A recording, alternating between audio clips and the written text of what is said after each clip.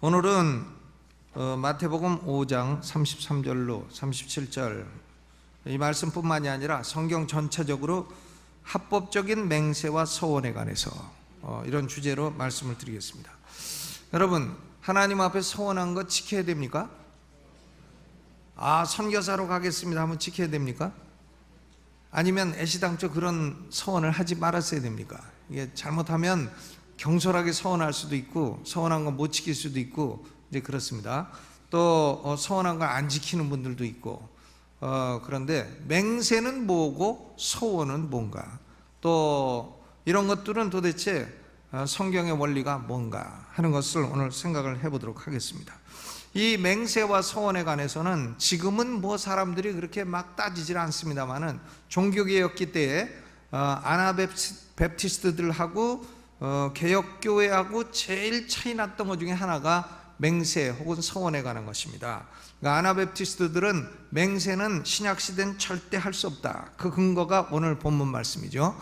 맹세는 절대 해서는 안 된다. 그러니까 국기에 대한 맹세도 해서는 안 되고, 법원에서 뭐 증언할 때 나는 거짓말 안 하겠습니다 하는 맹세도 해서는 안 되고, 결혼식 할 때에 팥뿌리가 뭐 검은 머리 팥뿌리 될 때까지 살겠다고 맹세해서도 안 되고, 맹세는 일체 해서는 안 된다는 것이 아나베프티스트의 입장이에요.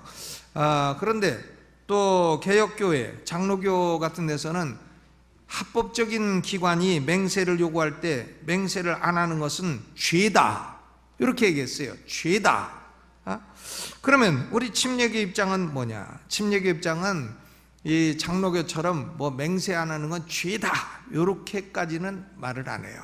침례교는 왜 그러냐면 그 당시에 카톨릭이 그 맹세, 서원 이런 걸 하고 지키지 않은 사람들이 너무 많아가지고 이 맹세, 서원에 대해서 식상을 했기 때문에 아나베프티스트의 입장에 어지간히 동조를 해줬어요. 침례교회가 해가지고는 침례교회는 이 맹세를 안 하는 것은 무조건 죄다, 이렇게 극단적으로 막 죄라고 말하지도 않았고, 그렇다고 해서 아나베프티스트처럼 맹세는 절대로 해서도 안 된다, 이렇게 극단적으로 간 것도 아닙니다. 그러니까 우리 침례교회는 전반적으로 뭔가 하면 맹세는 합법적인 거다. 맹세는 합법적인 것이지만 그러나 맹세를 안 한다고 해가지고 막 죄라고까지 말은 하지는 않는 것입니다. 그러니까 개혁교회와 아나베프티스트의 중간적 입장을 취하고 있다, 이렇게 볼 수가 있어요. 그러면 여기 맹세라는 말이 있고 서원이라는 말이 있는데 1항부터 4항까지 여러분 프린트물 가지고 계시죠? 1항부터 4항까지는 합법적인 맹세가 뭐냐, 맹세에 대해서 말씀을 하고 있습니다. 1항은 합법적인 맹세에 대한 정의입니다. 맹세가 뭐냐? 맹세라는 게 뭡니까? 맹세는 뭐죠?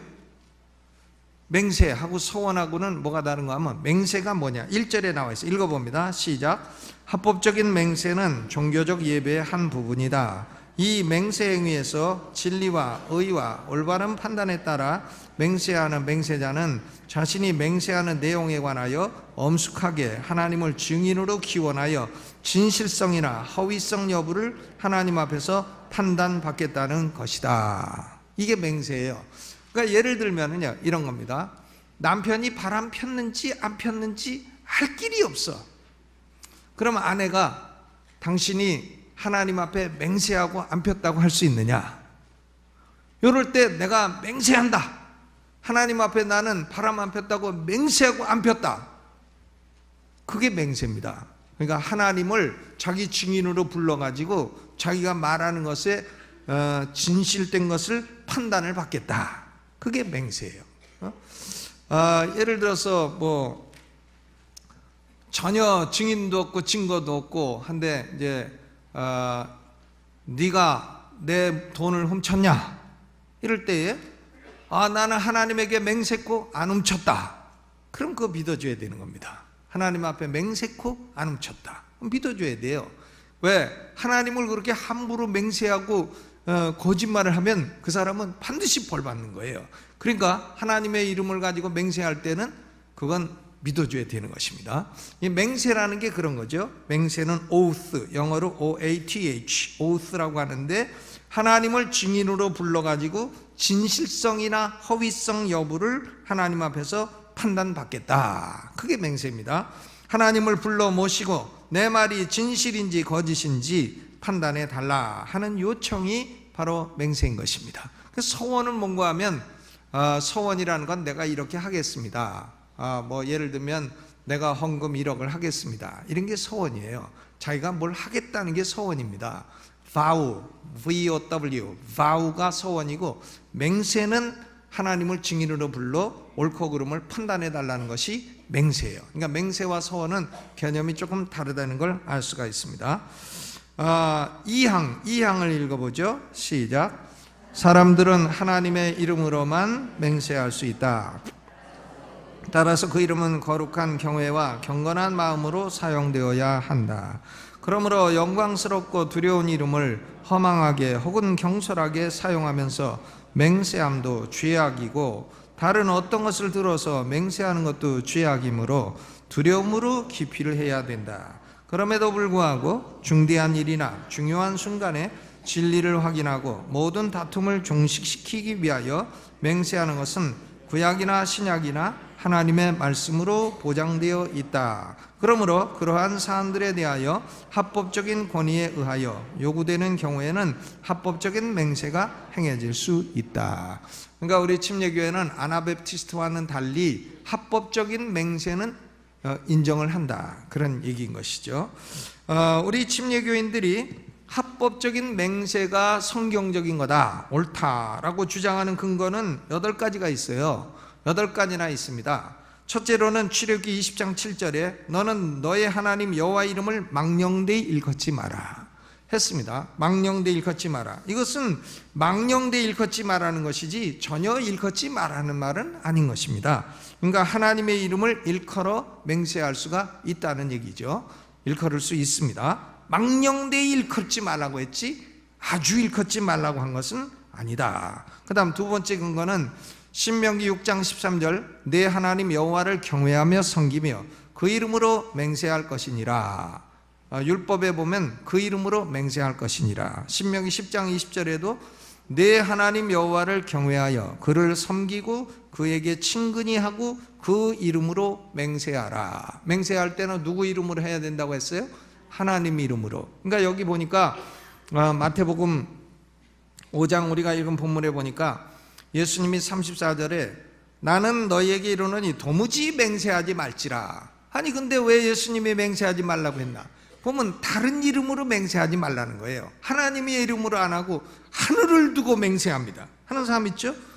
그러니까 하늘은 하나님 보좌인데 네가 왜 하늘 들어서 맹세하냐? 땅을 두고 맹세합니다. 그런 짓 하지 말라는 거예요. 땅도 하나님의 발등상이고 예루살렘으로 맹세합니다. 그러지 말라는 거예요. 예루살렘은 임금의 성이고 내 머리를 두고 맹세합니다. 그러지 말라는 거예요. 네 머리도 머리카락 하나 네가 마음대로 휘고 꺾고 할 수 없는데 왜 머리를 두고 맹세하냐. 또 보면 뭐 이런 다른 이름으로 맹세하는 거 그걸 하지 말라는 거예요. 맹세할 때는 그러니까 누구 이름으로 해야 되는 거예요?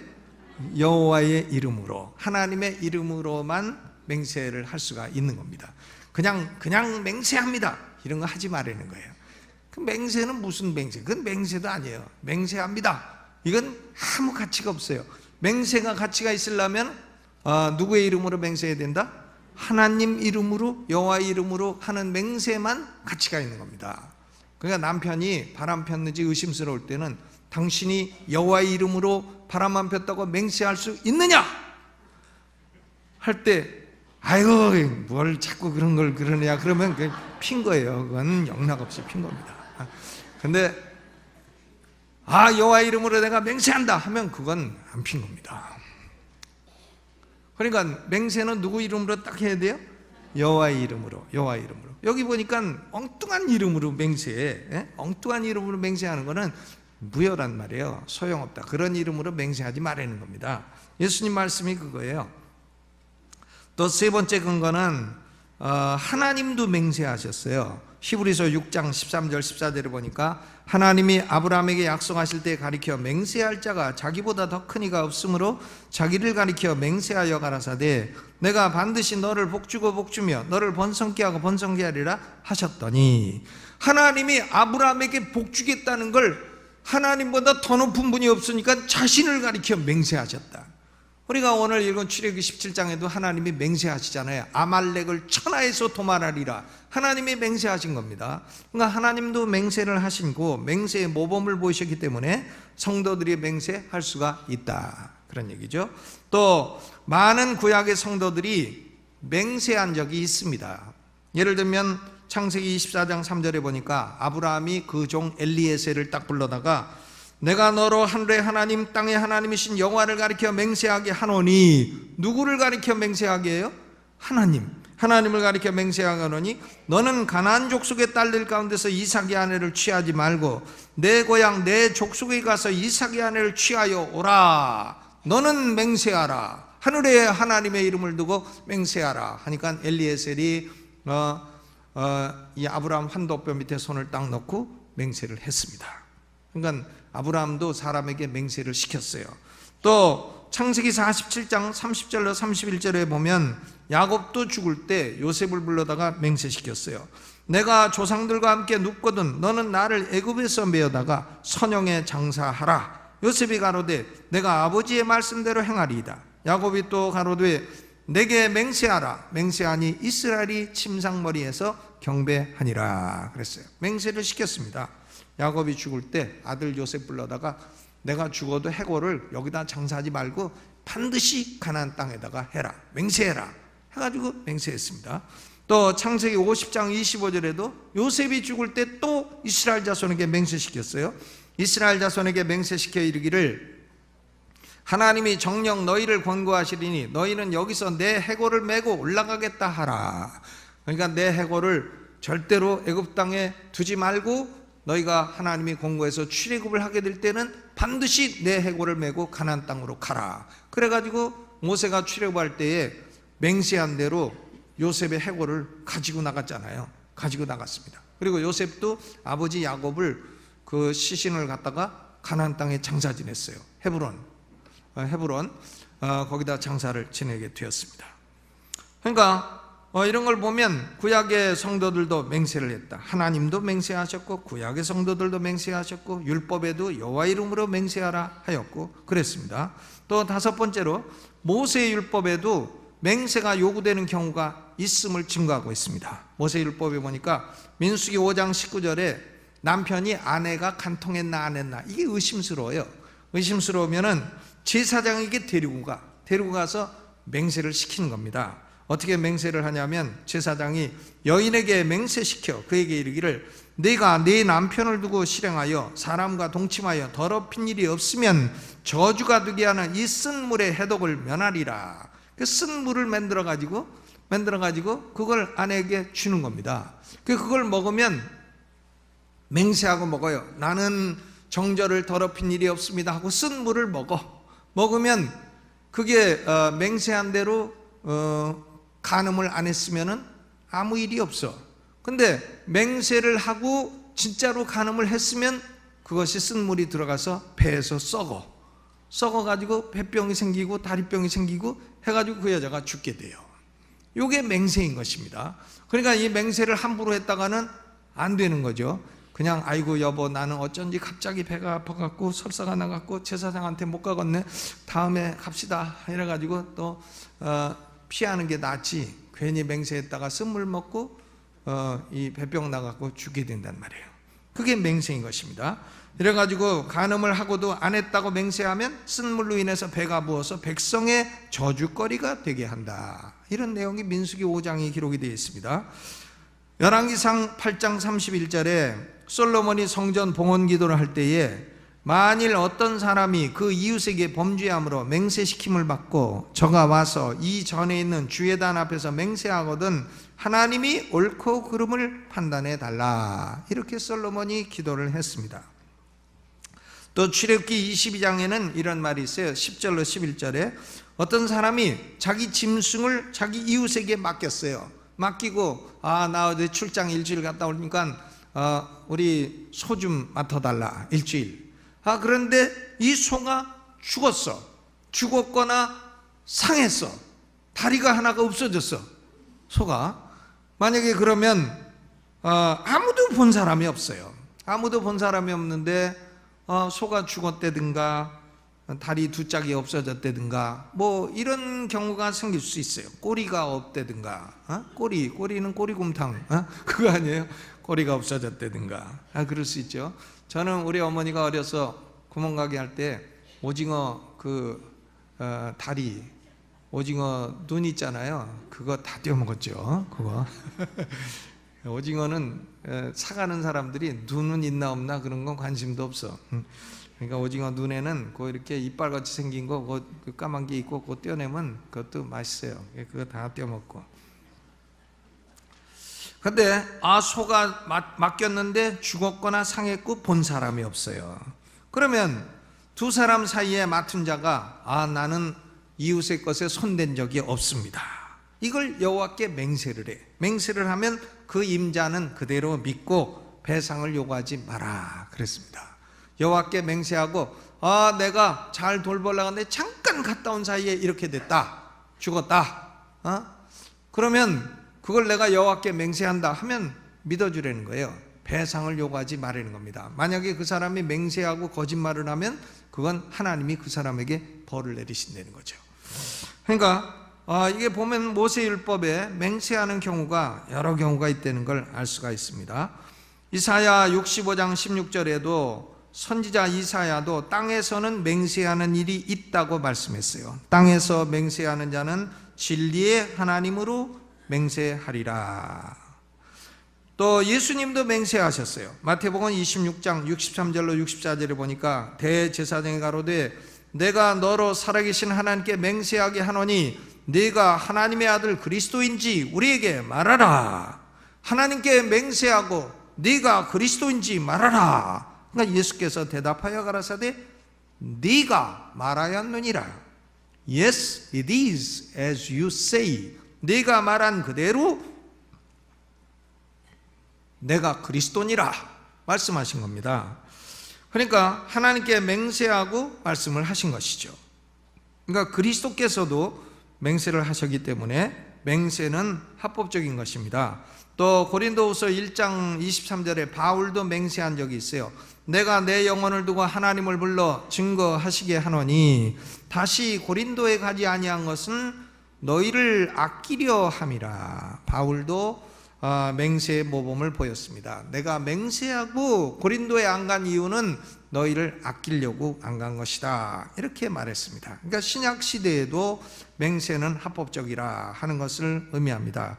그러면 마태복음 5장 33절로 37절의 말씀은 무슨 말인가?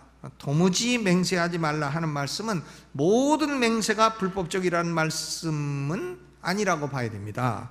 당시 바리새인들이 하나님의 이름으로 맹세하지 않고 엉뚱한 이름으로 자꾸 맹세했어요. 하늘로 맹세하고 땅으로 맹세하고 예루살렘으로 맹세하고 또 마태복음 23장 16절 18절 보면 성전으로 맹세하고 제단으로 맹세하고 그런 쓸데없는 이름으로 맹세하지 말라는 말씀이에요. 성경적인 맹세도 아니고 지킬 의도도 없는 위선적인 불경한 맹세를 하지 말라 하는 그런 의미인 것입니다. 그러니까 여러분 우리가 맹세할 수 있나요? 할 수 있어요. 할 수 있는 겁니다. 2항 전반에 보니까 맹세는 거룩한 것이라 그랬어요. 하나님의 이름으로만 맹세해야 되고 거룩한 경외심과 경건한 마음으로 행하여야 한다 그랬습니다. 하나님의 이름으로 맹세하면서 하나님의 이름을 허망하고 경솔하게 거짓말로 사용하는 것도 죄입니다. 하나님의 이름으로 맹세한다 하고 거짓말하면 그것은 그 사람에게 100% 벌이 오게 돼 있어요. 그러니까 절대 하나님의 이름으로 맹세하고 거짓말하지 마시기 바랍니다.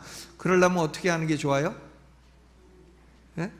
진짜 간음을 했는데 마누라가 자꾸 맹세하고 말하라 그러면 아이고 머리야 해가지고 딴짓하고 맹세 안 하는 게 좋단 말이에요.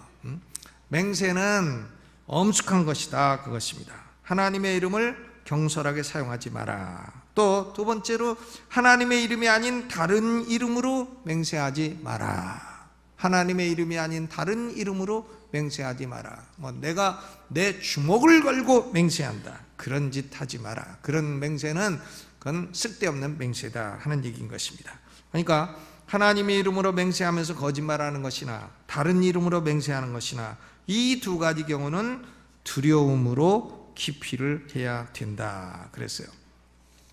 그런데 2항 중반에 보면 맹세가 필요한 경우가 세 가지가 있어요. 세 가지 경우는 맹세가 필요해요. 첫째, 중대한 일이나 중요한 순간에 진리를 확인하기 위한 경우, 아주 중요한 문제에 있어서 진리를 확인하기 위한 경우, 그때는 맹세가 필요합니다. 중요한 경우에 진리를 확인하기 위해서. 아무도 알 수 없어. 이건 증거가 있는 것도 아니고, 그러나 굉장히 중요해. 굉장히 중요해. 그러면 그런 경우에는 맹세를 요구할 수 있어요. 또 두 번째로, 맹세 이외에 다른 방법으로는 다툼이 종식되지 않는 경우. 예를 들면 아까 그런 경우죠. 아내가 바람 폈나? 그러면 아내가 바람을 안 폈다고 하는데도 남편이 계속 의심해. 그럼 아내가 나는 여호와께 맹세하고 안 폈습니다. 그럼 제사장한테 가서 뭘 먹어요? 쓴 물 한번 딱 먹고 괜찮다. 그러면 그것은 사건 종결된 거예요. 이해가 가시죠? 그 방법 이외에는 그 남편의 의처증을 고칠 수가 없어. 뭐 어떤 다른 걸로 뭐 사건이 종식됩니까? 해결이 안 돼요. 그러니까 그런 경우에는 맹세라는 방법을 쓰는 겁니다. 합법적이죠. 그리고 세 번째로, 합법적인 권위자에 의해서 요구되는 경우. 예를 들면 재판을 할 때 증인이 맹세를 한다. 그때 증인들이 나는 거짓말 안 하고 진실을 말하기로 맹세합니다. 이걸 누가 요구합니까?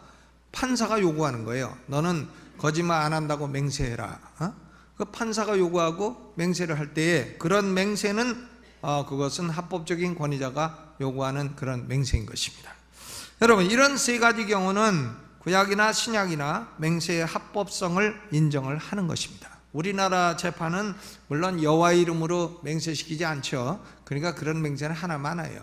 그런데 이스라엘 백성들은 재판할 때에는 여호와 이름으로 맹세를 시키는 거죠. 그건 판사가 요구를 하는 거예요.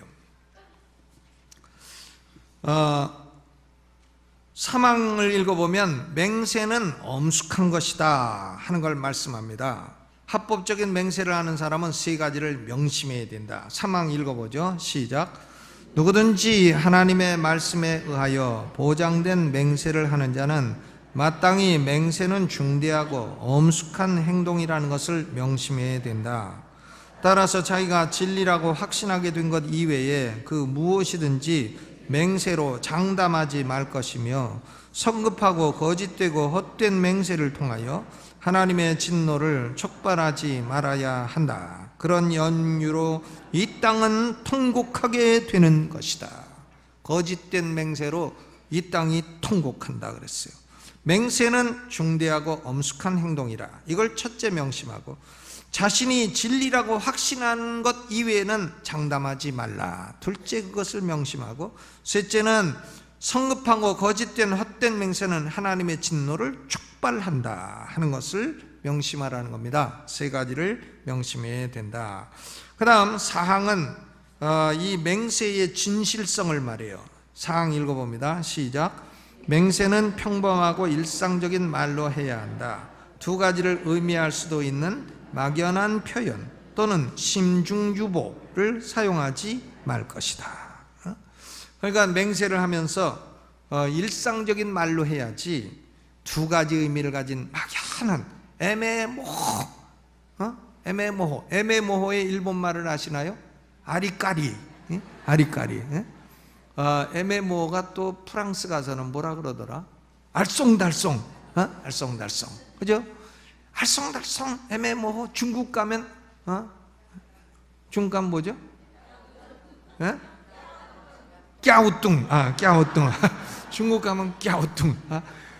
야, 그런 아주 헷갈리는 그런 말로 맹세하면 안 된다는 거죠. 아주 쉬운 말, 의미가 명백한 말로 맹세를 해야 되고, 심중유보, 마음속으로는 다른 생각을 품고 있으면서 겉으로는 거짓된 언어로 맹세해서는 안 된다는 겁니다.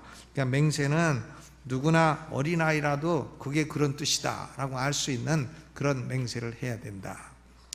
맹세에 대해서 우리 침례교인들이 믿어왔던 것을 여러분 다 아셨으리라고 생각을 합니다. 그렇죠?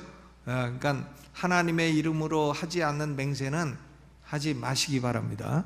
그 맹세가 할 때는 꼭 하나님의 이름으로 해야 되고, 하나님의 이름으로 맹세할 때는 정직하고 진실되게 해야 된다. 함부로 맹세하지 않는 게 좋다 하는 말씀을 드렸어요. 그 다음 5항은 합법적인 서원에 대해서 말씀하는 겁니다. 서원 5항 읽어보죠. 시작. 서원은 어떤 피조물에게 할 것이 아니고 오직 하나님을 상대로만 하는 것이므로 모든 종교적인 관심과 성실성을 가지고 이루어져야 하며 또한 수행되어야 한다. 그러나 로마교에서 행하는 바 수도원식 영구 독신서원이나 청빈서원 혹은 상급자에 대한 순종서원 등은 결코 고도의 완전한 생활과는 거리가 먼 것이며 미신적이며 죄악된 올무이므로 그리스도인들은 이런 일에 연루되지 말아야 한다 그랬어요. 그러니까 서원을 하는데 서원은 누구한테 하는 겁니까? 역시 하나님에게 하는 거예요. 피조물은 서원의 대상이 될 수가 없습니다. 서원은 하나님께 하는 겁니다. 나는 이렇게 하겠습니다. 나는 주의 종이 되겠습니다. 서원했으면 하나님께 했으면 지켜야죠. 지켜야 됩니다. 주의 종이 되겠습니다 해놓고서는 아이고 하다 보니까 돈벌이가 잘 돼갖고 못하겠습니다. 그러면 안 된다는 거죠. 서원한 건 지켜라. 서원은 하나님에게 하는 거다. 그리고 합법적인 서원은 반드시 수행되어야 한다 그랬어요. 서원은 종교적인 주의력과 성실성을 가지고 이루어져야 되며 또한 수행되어야 한다. 전도서 5장 4절에 네가 하나님께 서원하였거든 갚기를 더디게 말라. 하나님은 우매자를 기뻐하지 아니하시나니 서원한 것을 갚으라. 서원한 것을 어떻게 해라? 갚으라. 서원한 것을 갚으라. 서원한 것을 갚으라. 예를 들면 교회에서도 이제 뭐 어떤 서원을 했다. 그러면 교회를 지키고 싶지 않으면 싹 옮기고 나는 안 지켜도 된다. 예, 그렇게 하나님을 우롱하지 말라는 거죠. 차라리 하지 말라는 겁니다. 서원을 뭐 누가 강제로 합니까? 자기가 하는 거지. 그러니까 서원한 것은 어떻게 하라? 갚으라. 근데 로만 카톨릭에서는요, 그 수도사들에게 세 가지를 서원시켜. 그게 뭐냐면 vow of celibacy, 독신 서원이에요. 혼자 살겠다고 서원해라. 이런 서원은 헛된 서원이에요. 왜? 하나님 말씀에 어긋나는 서원이잖아요. 하나님 말씀이 혼자 살라 그랬나요? 남자는 때가 되면 여자가 아파요. 장가들라 그랬지. 그러니까 장가드는 것을 못 가게 막는다. 하나님의 말씀에 어긋나는 서원을 시킨다. 이런 것은 완전 헛된 서원이에요. 그런 거 왜 시키나? 수도원을 유지하려고 시키는 거죠. 자기들의 목적을 이루기 위해서 말씀에 어긋나는 서원을 시키는 겁니다. 그리고 또 두 번째는 청빈서원, vow of poverty, 가난하게 살겠다고 서원하라는 거예요.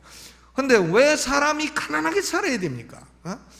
그건 주발 들고 다니면서 부탁해요.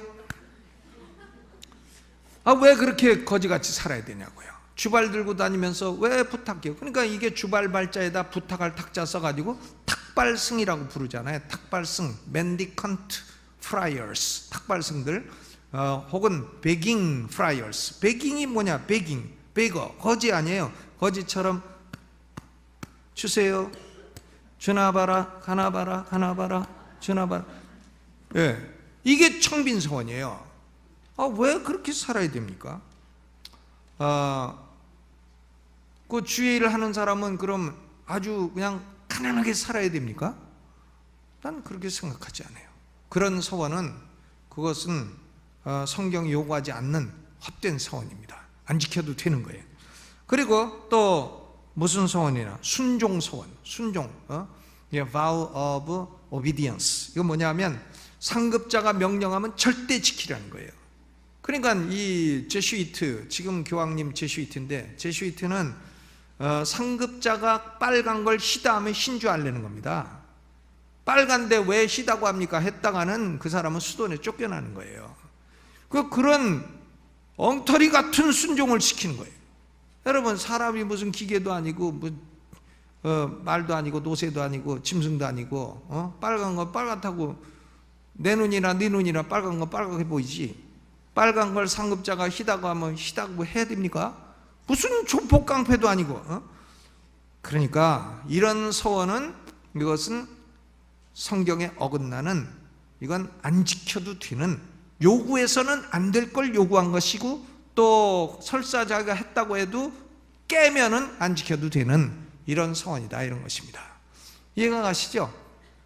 그래서 마르틴 루터가 종교개혁을 하고, 루터는 이 독신서원을 딱 깨고 결혼을 했어요. 결혼해가지고는 장가 가서 애도 낳고 이렇게 살았습니다. 독신서원을 깼어요. 그러니까 그 어거스틴 수도원에 속했던 수도승이었지만 독신서원을 깨고, 그리고 모든 개신교인들에게 3대 서원, 캐톨릭이 요구하는 3대 서원은 안 지켜도 된다, 이렇게 했던 것입니다. 우리 침례교회들도 역시 그런 것은 헛된 서원이라고 믿는 것이에요. 그러니까 이 맹세와 서원에 관한 것은 사실 그렇게 맨날 공부할 주제는 아니에요. 그러나 한 번쯤은 공부를 하고 소홀히 다룰 수가 없는 굉장히 중요한 주제인 것입니다. 그러니까 이 말씀 마음에 잘 새기시고 잘 깨닫고 조심스럽게 적용을 해서 실수하는 일 없고 유익을 얻게 되시기를 주님의 이름으로 축원합니다.